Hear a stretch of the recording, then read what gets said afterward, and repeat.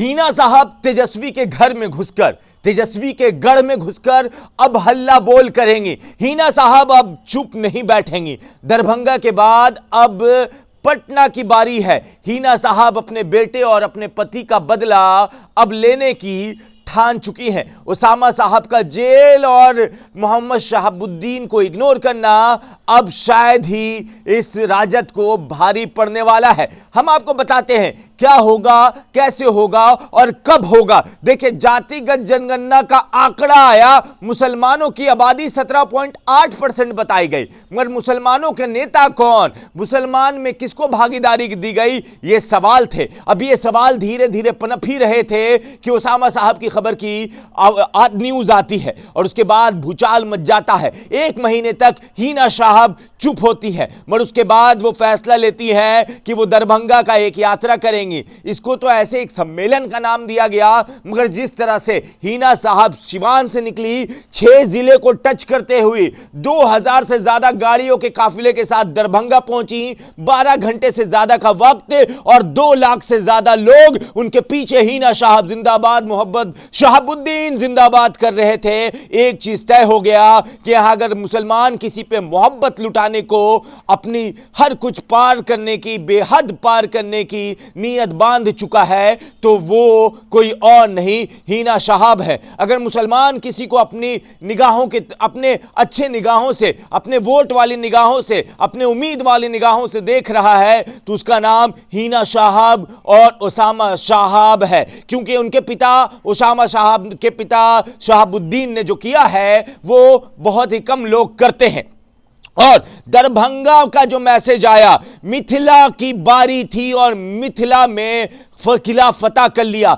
6 जिले में जो भीड़ थी, यकीन मानिए इतनी भीड़ किसी भी मंत्री और आप कह लीजिए सीएम के रैली में, डिप्टी सीएम के रैली में नहीं होती है। 2000 से ज्यादा का काफिला टोल टैक्स जब क्रॉस करता है तो इतिहास में नाम दर्ज हो जाता है कि इससे पहले कभी इतना ना हुआ था और शायद इससे पहले, इसके बाद भी कभी होगा, तो उसका नाम मोहम्मद शहाबुद्दीन की बीवी हिना साहब का काफिला होगा। अब आते हैं पटना में।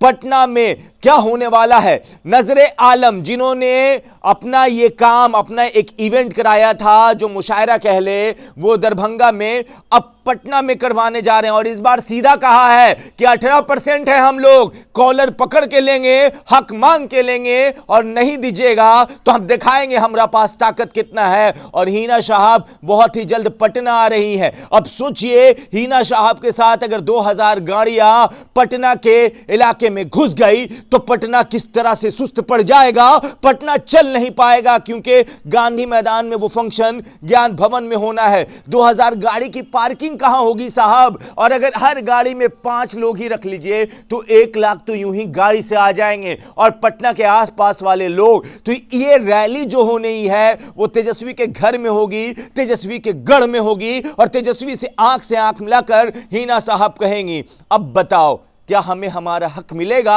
या हम बगावत पे उतर जाएं? और ये बगावत का एक सिग्नल है, बगावत का बिगुल फूंका जा चुका है कि हमारी आबादी है, तुम हमें नजरअंदाज नहीं कर सकते। 18% का वोट लेकर तुम सरकार में आए हो तो सरकार में जगह देना होगा, अगर नहीं दीजिएगा तो सरकार से बेदखल करना भी आता है। 18% वोट भले ही खुद अकेला सरकार ना बना पाए, मगर सरकार तो गिरा ही सकता है और सरकार बनाने में मदद करवा ही सकता है। क्योंकि राजद के पास मुश्किल से 36 से 37% वोट आती है, जो राजद की अपनी वोट है, उसमें से 18% मुसलमान है। 18 घसक गए तो 18 पे रह जाएंगे और 18 हो जाएगा। इसीलिए अब हिना साहब ने अब बिगुल फूंक दिया है, तेजस्वी के गढ़ में घुसकर अब ये रैली होगी। और ये रैली इसी साल के शुरुआत में होगी और ये रैली पटना के गांधी मैदान में जगह नहीं मिली तो ज्ञान भवन में होगी। सोचिए, उसकी आबादी सिर्फ 5000 है, 1 लाख लोग कहां जाएंगे?